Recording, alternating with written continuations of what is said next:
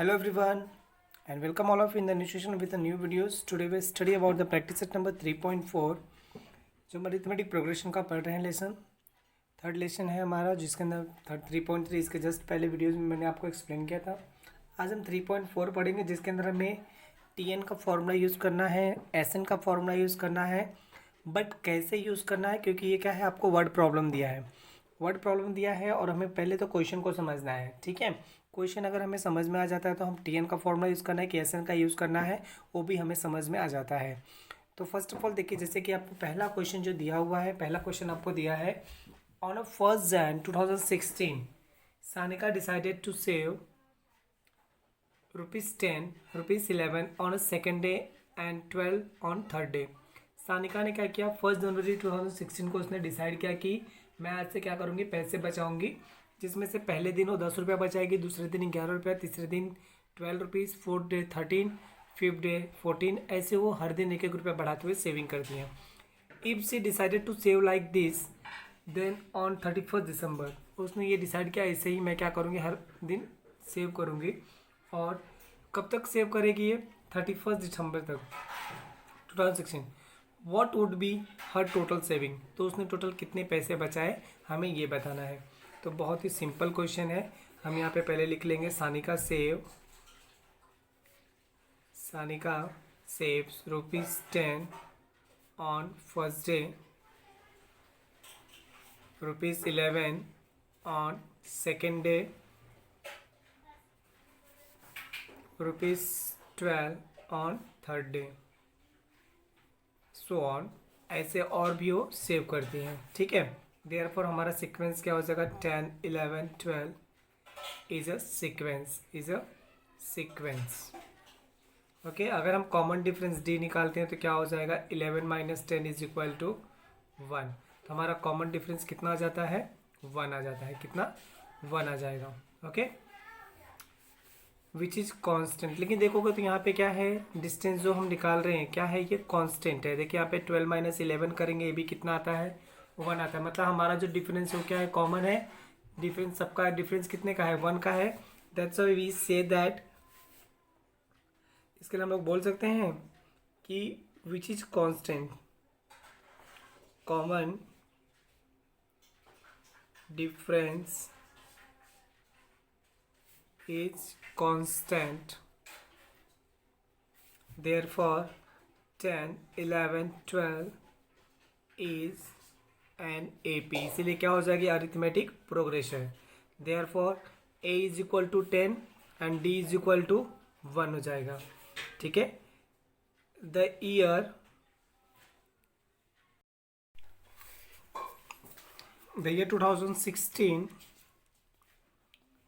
was a leap year, therefore a leap year has 366 days।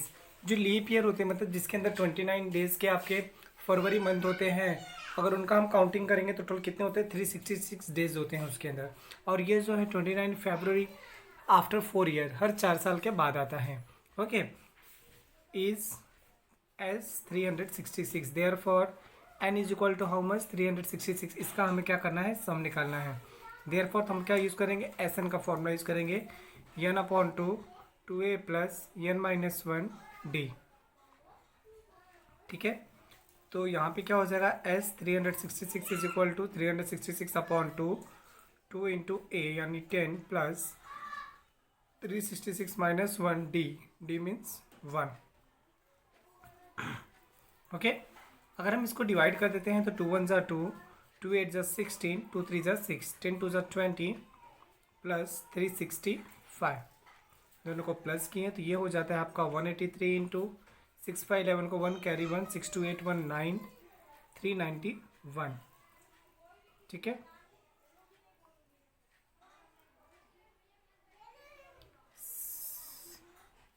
Sorry 10 2 = 20 20 है तो it's 385। कितना हो जाएगा, 365। तो ये 365 + 20 हुआ तो कितना हो जाएगा, 385। और दोनों का अगर हमने मल्टीप्लाई कर लिया तो ये आ जाता है 70,455 ₹70,455 इन्होंने क्या किया है, सेव किया। किसने सेव किया है? सानिका ने। पूरे साल भर में कितना रुपये उसने बचाया है? ₹70,455। ओके, चलिए ठीक है, देखते हैं हम सेकेंड क्वेश्चन देखते हैं। जैसे कि आप देख रहे हैं सेकेंड क्वेश्चन जो आपको दिया हुआ है। सेकेंड क्वेश्चन आपको दिया है, अ मैन बोरो, एक पर्सन है जो क्या करता है, कुछ पैसे उधार लेता है। क्या लेता है? कुछ पैसे उधार लेता है, बोरो करता है 8,000 rupees and agrees to repay with a total interest 1,360। और वो एग्री हो जाता है कि मैं इंटरेस्ट के साथ, इंटरेस्ट कितना दूंगा? 1,360 रुपीज़ दूंगा इन 12 मंथ, 12 मंथ में, और इंस्टॉलमेंट में। In each installment being less than the preceding 1/40 rupees. और हर इंस्टॉलमेंट में क्या करता है? 40 रुपये क्या करता है? कम देता है। Find the amount of the, find the last installment. First amount हमें निकालना है और क्या निकालना है? लास्ट अमाउंट निकालना है। मतलब हमें ए फाइंड करना है और क्या फाइंड करना है? डी फाइंड करना है। ए और डी हम क्या करेंगे? निकालेंगे। ए और डी हम क्या करेंगे? इसके अंदर फाइंड करते हैं। ठीक है, अगर जैसे कि अगर हमें ए निकालना है, अगर हम ए निकालना है तो हमें क्या क्या पहले दिया, पहले हम वो लिख लेते हैं। तो आपको क्या दिया है? Amount repaid means 8,000 plus 1,360। Total amount कितना हो गया? 9,360 रुपीज़। टोटल अमाउंट को क्या करता है? रीपे करता है। ठीक है, नंबर ऑफ इंस्टॉलमेंट कितना है उसका? Number of installments is equal to कितना है? 12। ठीक है, therefore n is equal to how much? 12। और S N is equal to, that's mean S 12 is equal to 9,360 rupees. वो क्या करता है? टोटल पे करता है 12 महीने में। बट यहाँ पे आपको बोला है each installment is ₹40 less than the preceding one. हर इंस्टॉलमेंट क्या करता है? 40 रुपये कम देता है। Therefore D is equal to क्या हो जाता है? -40 हो जाता है। This is an A P. ये क्या है? आपका अरिथमेटिक प्रोग्रेशन है। Therefore S N is equal to n/2 bracket में 2a plus n-1 D. Formula हो गया।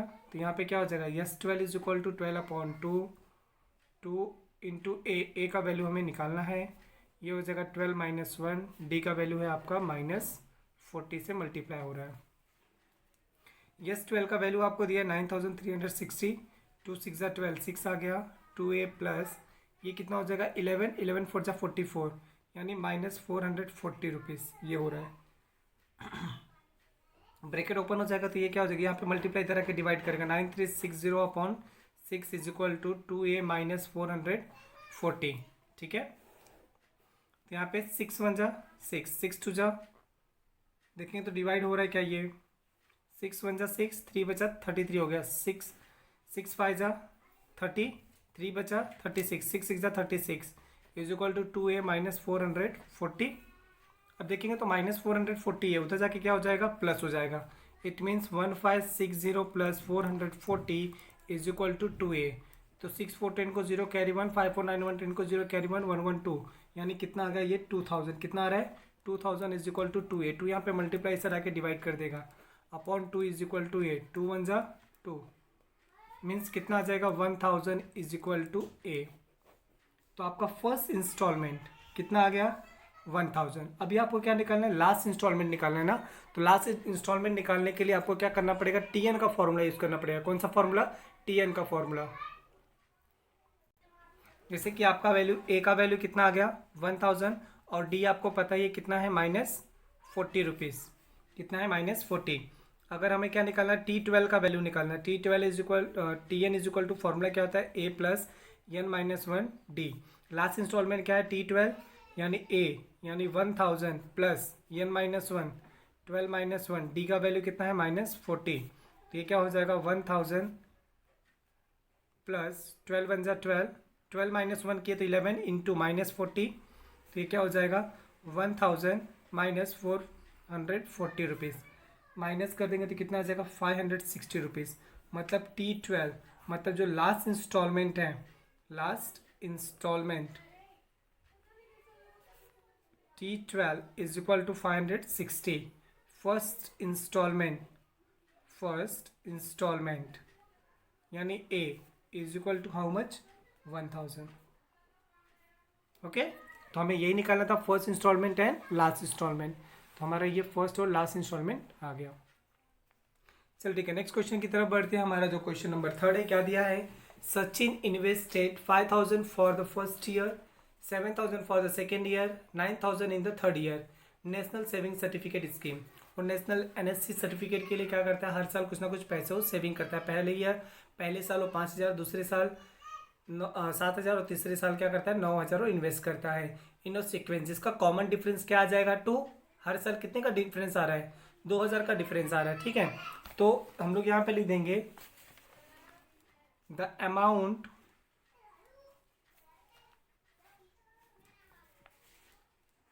इन्वेस्टेड बाय सचिन कितना है?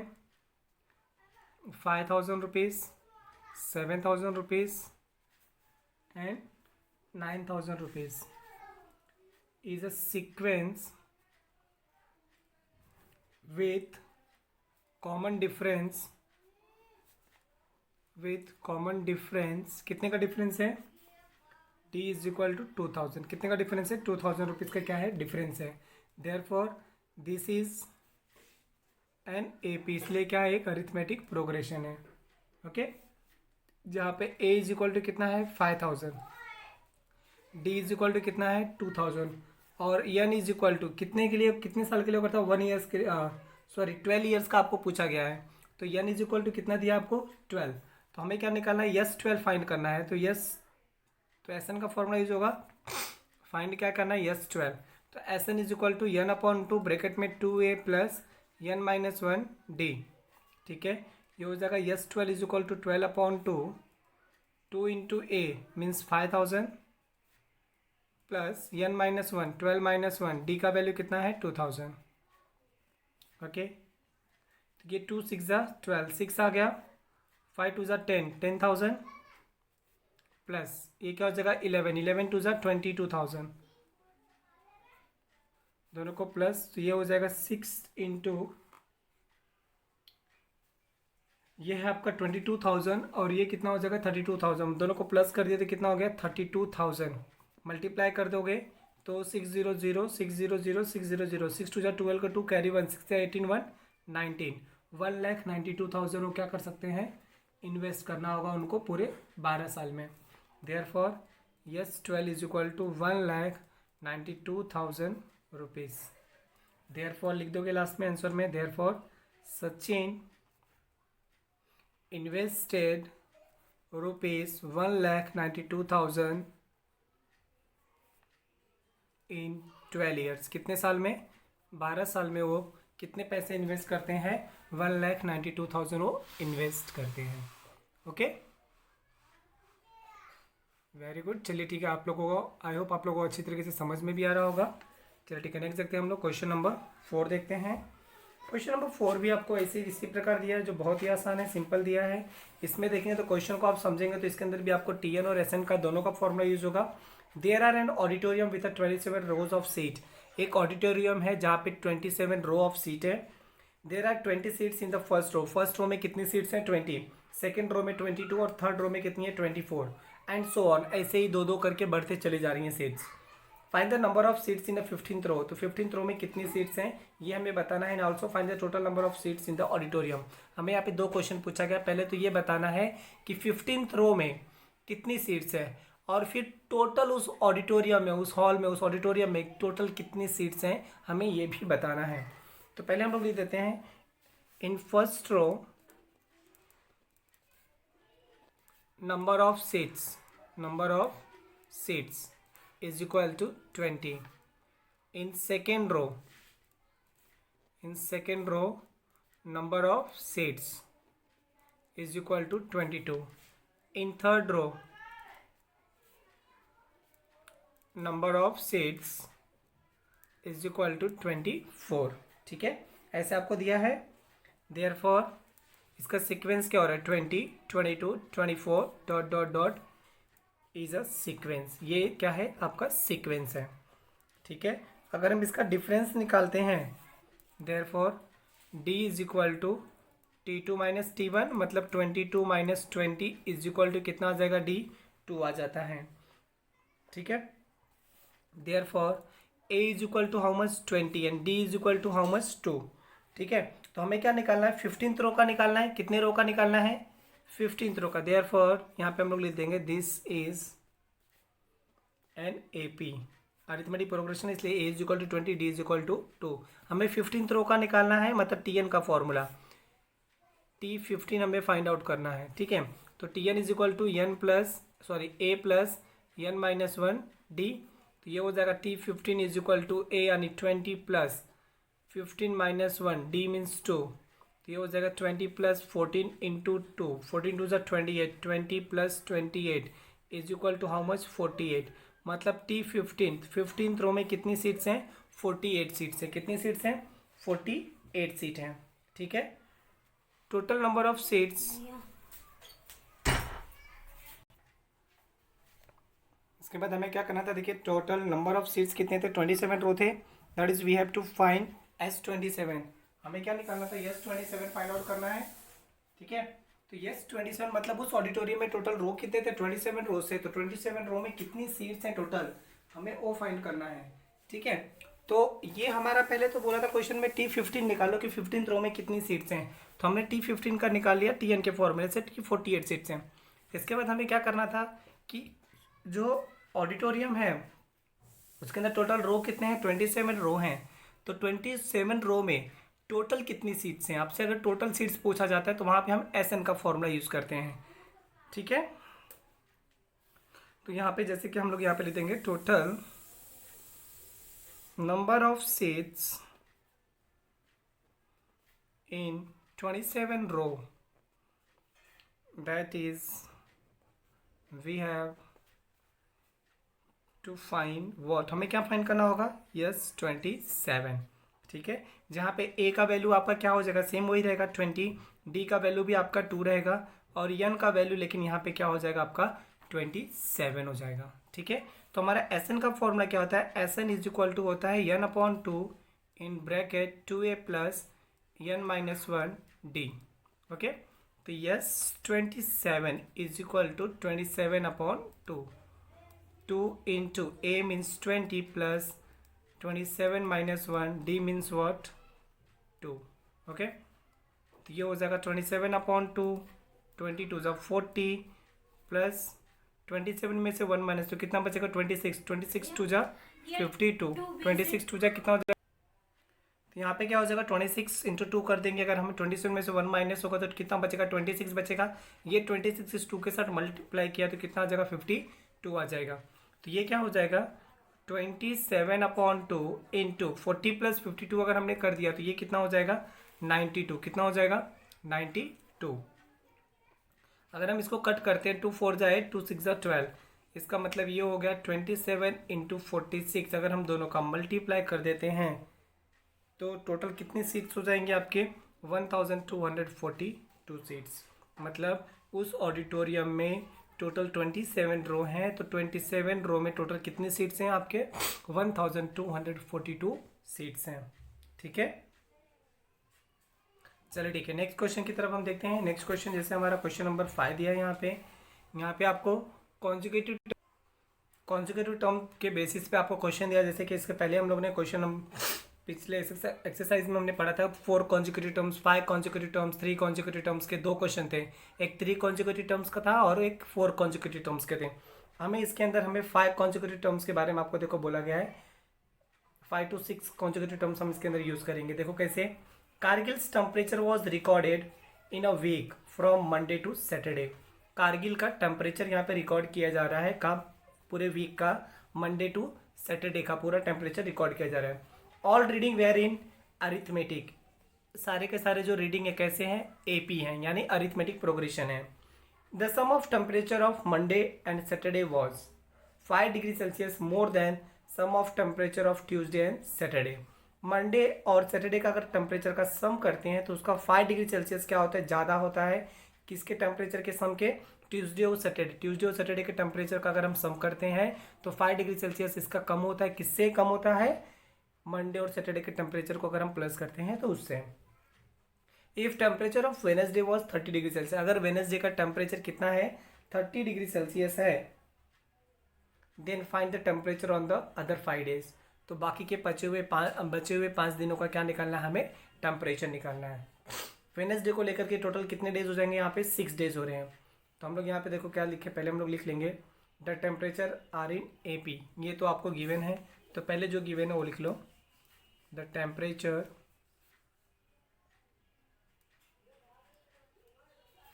Are in AP, arithmetic progression में गिवन, ये तो आपको गिवन है तो हमने लिख दिया गिवन है ये, ठीक है। इसके बाद अब हम क्या करते हैं, सपोज करेंगे, क्या करेंगे, सपोज करेंगे, let the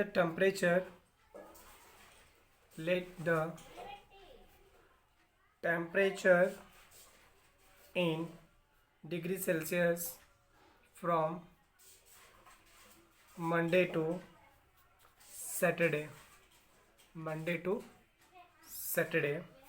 B A-3D, A-2D, A-D, A+D and A+2D respectively.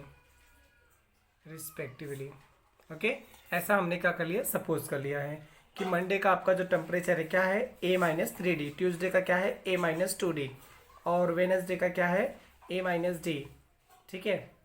Thursday, Friday और सैटरडे, थर्सडे का A, फ्राइडे का A+D और सैटरडे का A+2D, ऐसा हमारा टेम्परेचर है। द टेम्परेचर ऑन वेनसडे, आपको वेनसडे का टेम्परेचर दिया है, द टेम्परेचर ऑन वेनसडे का क्या है, मंडे ट्यूसडे वेनसडे, मतलब A-D इज इक्वल टू कितना दिया है, -30 डिग्री सेल्सियस, ठीक है। Therefore A-D is equal to क्या हो जाएगा, -30 डिग्री सेल्सियस, ओके। मतलब A-D का वैल्यू क्या हो गया, 30 डिग्री सेल्सियस हो गया। According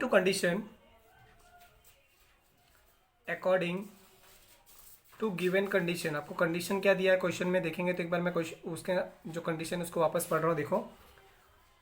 some of temperature of Monday and Saturday, Monday और सैटरडे के टेम्परेचर को अगर हम प्लस करते हैं तो मंडे का हमारा टेम्परेचर है A-3D प्लस सैटरडे का क्या है A+2D, ठीक है। ये आपको दिया है इज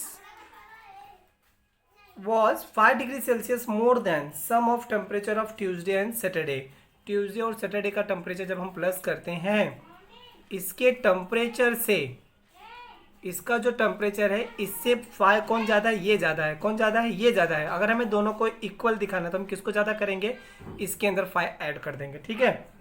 अब हम अगर ब्रैकेट ओपन कर देते हैं तो ये क्या हो जाएगा, तो यहाँ पे क्या हो जाएगा, A-3D plus A+2D is equal to 5 plus A-2D, bracket open कर दे रहा हूँ सब, A+2D, 2D कैंसर, यहाँ पे देखो A क्या हो जाएगा 2A, -3D प्लस 2D, तो क्या बचेगा -D इज इक्वल टू यहाँ पे 5 प्लस A क्या हो जाएगा 2A, तो 2A कैंसिल, तो क्या बचा -D इज इक्वल टू क्या बचा 5, therefore D is equal to क्या हो जाएगा -5, D का वैल्यू कितना जाएगा -5, ठीक है।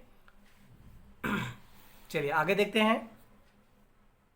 अब हम क्या करेंगे, इसका वैल्यू किसी एक में पुट कर देते हैं जिसके थ्रू हमें क्या मिल जाएगा, A मिल जाएगा। अगर हम A निकाल लिए तो हमें आगे का पूरा वैल्यू पता हो जाएगा कि क्या टेम्परेचर है उसका, ठीक है। तो हम लोग यहाँ पे लिख देते हैं substituting D is equal to -5 in, ये सपोज आपका इक्वेशन 1 था, इन इक्वेशन 1, तो ये था आपका A-D इज इक्वल टू -30 था, A-D इज इक्वल टू -30, तो ये हो जाएगा A-D का वैल्यू क्या है -5 इज इक्वल टू -30, तो ये माइनस माइनस क्या हो जाएगा +5 इज इक्वल टू -30, ये प्लस उधर जाके क्या हो जाएगा माइनस, तो -30 -5, तो A इज इक्वल टू कितना आ गया -35। अब देखेंगे तो आपको A का वैल्यू भी पता है, D का वैल्यू भी पता है, ठीक है। A और D दोनों का वैल्यू अगर आपको पता है तो हम क्या करते हैं, मंडे ट्यूसडे वेडनेसडे हर एक का टेम्परेचर हम फाइंड आउट कर सकते हैं।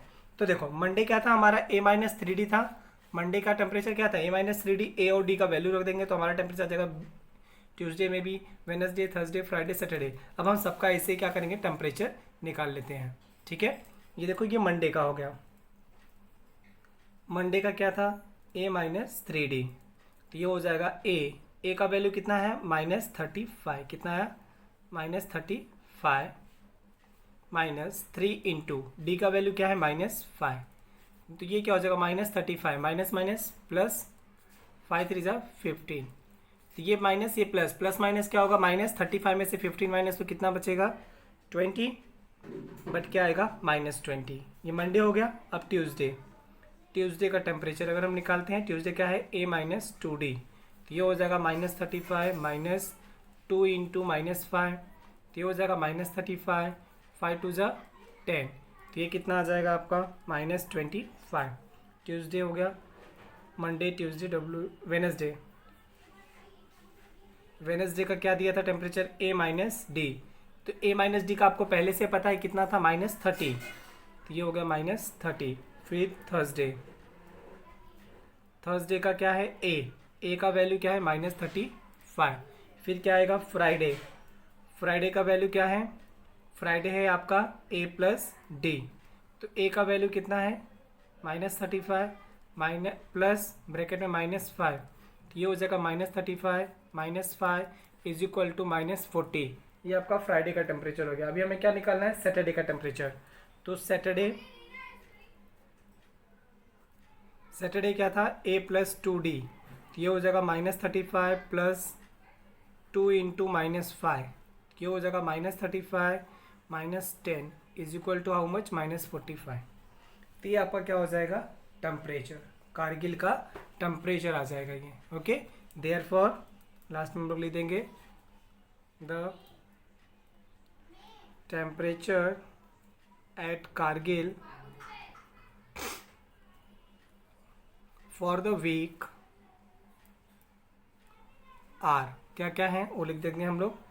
पहला है -20 डिग्री सेल्सियस, दूसरा है -25 डिग्री सेल्सियस, तीसरा है -30 डिग्री सेल्सियस, चौथा है -35 डिग्री सेल्सियस, पांचवा है -40 डिग्री सेल्सियस, छठवां है -45 डिग्री सेल्सियस। ओके, रिस्पेक्टिवली, मतलब ऐसे ही कंटिन्यू, मतलब मंडे, ट्यूसडे, वेडनेसडे ऐसे ही वीक वाइज। ओके, अंडरस्टूड है ना, इजी था ये। चलिए ठीक है, नेक्स्ट क्वेश्चन, और हमारा ये आखिरी क्वेश्चन इस प्रैक्टिस सेट का, क्वेश्चन नंबर 6 देखते हैं। क्वेश्चन नंबर 6 देखें तो 6 में आपको क्या दिया हुआ है, बहुत ही इजी है 6 क्वेश्चन भी। देखिए क्वेश्चन पहले समझिए। On the world environment day, world environment day है, पर्यावरण दिवस है उस दिन, tree plantation programme was arranged on a land which is a triangular in a shape. यहाँ पे ट्री प्लांटेशन का प्रोग्राम उस दिन किया जाता है, लेकिन ट्री प्लांटेशन कैसे करना है, ट्रायंगुलर शेप में करना है, ट्रायंगल शेप में। Trees are planted in such that in the first row there are 1 tree, first row में 1 ट्री, सेकेंड रो में 2 ट्री, थर्ड रो में 3 ट्री, फोर्थ रो में 4 ट्री, फिफ्थ रो में 5 ट्री। मतलब ये क्या हो रहा है, कंटिन्यू। देखो मैं यहाँ पे थोड़ा सा डायग्राम के थ्रू बताता हूँ। ये फर्स्ट रो हो गया, ये सेकेंड रो हो गया, फिर ये थर्ड रो हो गया, फिर ये फोर्थ रो हो गया। ऐसे ही देखेंगे तो ये कैसे ट्रायंगल शेप में है ना, ये कैसे हैं, ट्रायंगल शेप में है। ऐसे ही आपका क्या हो रहा है, ट्री प्लांटेशन इस प्रकार से किया जा रहा है। ठीक है, तो ये आपका है फर्स्ट रो, ये है सेकेंड रो, ये आपका है थर्ड रो, फिर ये है फोर्थ रो, फिर फिफ्थ, सिक्स, सेवन्थ, एट, ऐसे रो कंटिन्यू है। ठीक है, find the total number of trees in 25 रोज। लेकिन यहाँ पे कितने रो में हमें ट्री लगाने हैं, टोटल 25 रो बनाने हैं। 4 हो गया, फिर 5 6 7 8 9 10 11 12 13 14 15 16, ऐसे 25 रो बनाने हैं। और उसमें हमें ये बताना है कि टोटल नंबर ऑफ ट्रीज कितने होंगे, कितने ट्री हमने प्लांट किया। ठीक है, पूरे नंबर ऑफ, टोटल पूछा है, टोटल ट्री पूछा है हमें, तो टोटल ट्री हमें बताना है, मतलब SN का फॉर्मूला यहाँ पे यूज होगा। तो हम लोग यहाँ पे लिख देते पहले, there is a 1 tree in the first row, in first row number of trees is equal to 1, in second row number of trees that is 2, in third row number of trees is equal to 3।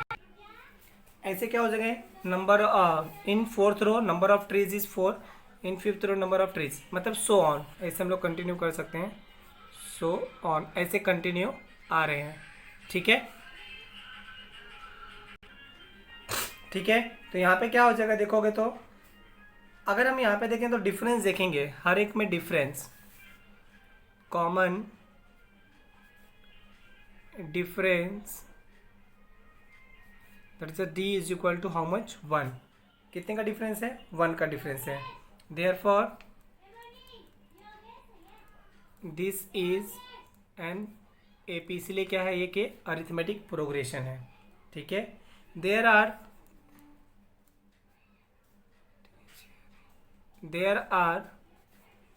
25 rose, total रोज कितने हैं, 25 हैं। ठीक है, जैसे हमारा ये sequence हो गया 1 2 3 डॉट डॉट डॉट, ठीक है, इज अ सीक्वेंस, ये क्या हो गया, हमारा सीक्वेंस हो गया।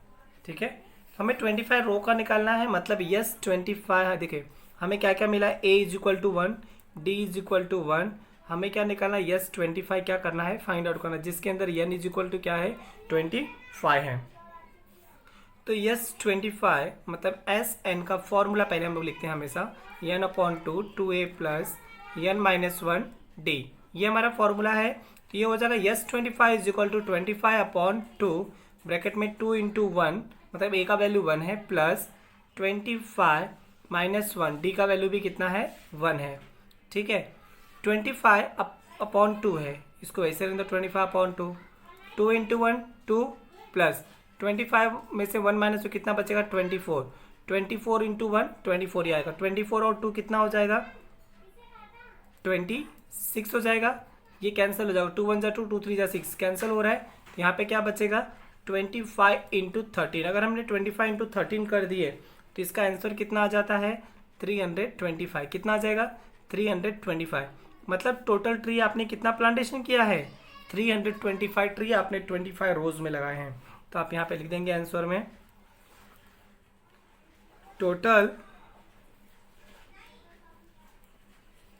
Number of trees are 325।